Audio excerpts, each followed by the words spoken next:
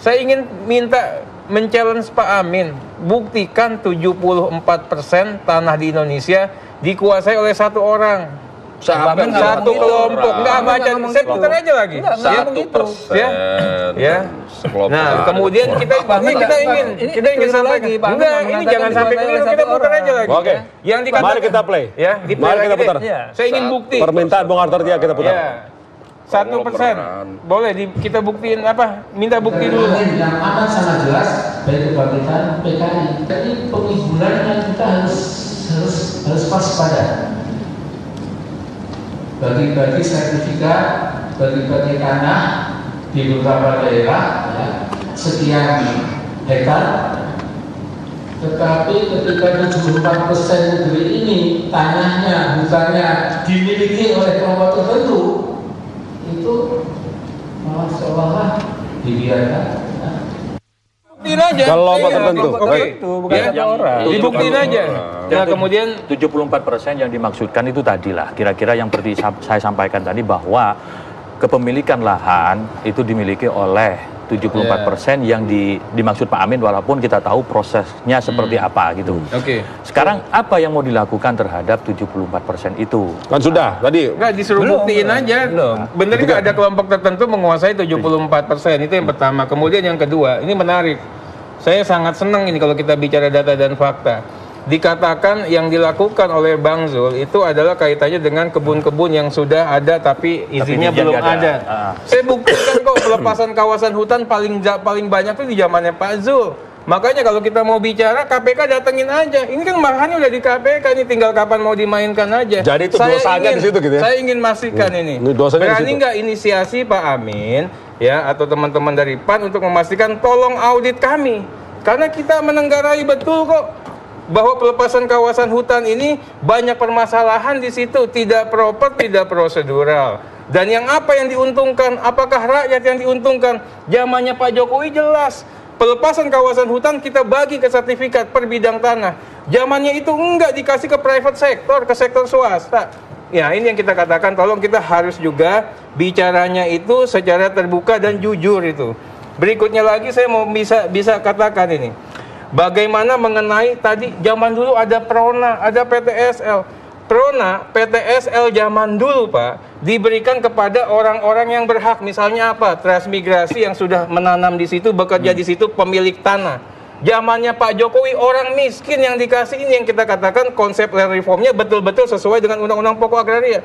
Zamannya Pak Jokowi lah yang tidak ada hubungan hukum dengan tanah langsung diberikan demi apa? Demi untuk hidupnya seseorang. Kejadian ini yang kita katakan inilah fenomena yang luar biasa, sangat humanis, memanusiakan manusia. Ini yang kita katakan tadi. Tolong dicermati. Ini dua hal yang berbeda antara PRONA dengan PTSL. Jadi boleh baper ya, karena udah bener yang dilakukan sekarang itu. Bukan boleh baper. Yang nggak boleh itu menista dan memfitnah. Menuduh tanpa bukti lah.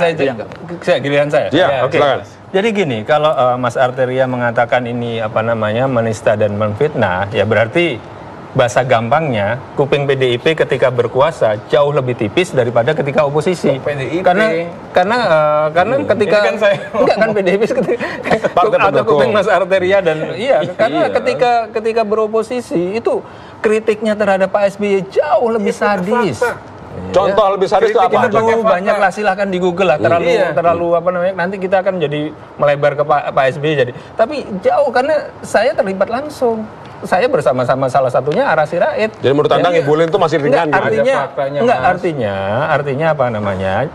Ya kalau roda ini berputar, ya itu sudah sunatullah. Roda ini berputar. PDIP kadang berkuasa, PAN kadang berkuasa, Gerindra belum. Nanti satu saat Gerindra berkuasa. 2019. Roda ini berputar. Ya. Insyaallah. Jadi ketika kita berada di atas, ya kita jangan kuping tipis terus main ancam biasa aja lah gitu. Ya. Biasa aja. Itu yang pertama. Yang pertama. Oke. Terus yang kedua, masalah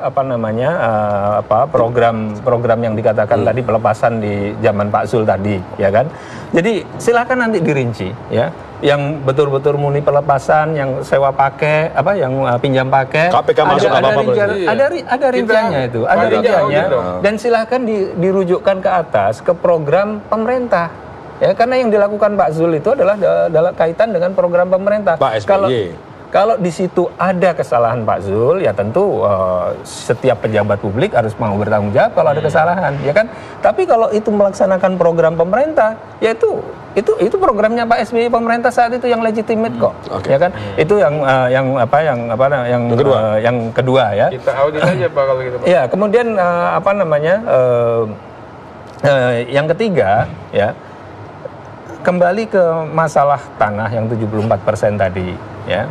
Jadi kalau kita dikatakan di zaman Pak Jokowi percepatan segala macam sudah baik apa segala macam, dari awal saya katakan saya mengapresiasi percepatan. Tapi apakah ini merata di seluruh Indonesia? Apakah keadilan merata di seluruh Indonesia? Enggak, sebentar. Saya akan kasih contoh satu kasus. Kita PAN punya bupati di Pulauan Mongondo, ya, namanya Yasti.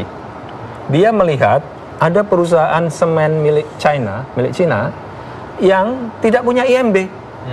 Sebentar, saya rasa tidak punya IMB, tapi pokoknya ada masalah di dalam izin pertanahannya, ya. IMB kan bupati. Ditertibkan oleh bupati. Bupatinya dijadikan tersangka oleh Polri. Polrinya zamannya Pak Jokowi. Terus keadilan hukumnya di mana? Menurut Anda ada hubungannya di situ? Bukan, maksud saya adalah bahwa jangan hanya melihat pada penyerahan sertifikat saja, lihat pada masalah pertanahan yang secara menyeluruh. Jadi Mas ya, Derajat, kalau memang Pak Jokowi memang betul-betul pengen membuat program pertanahannya itu sesuai dengan UUD 45, ya, seluruh jajarannya rapikan dong. Oke.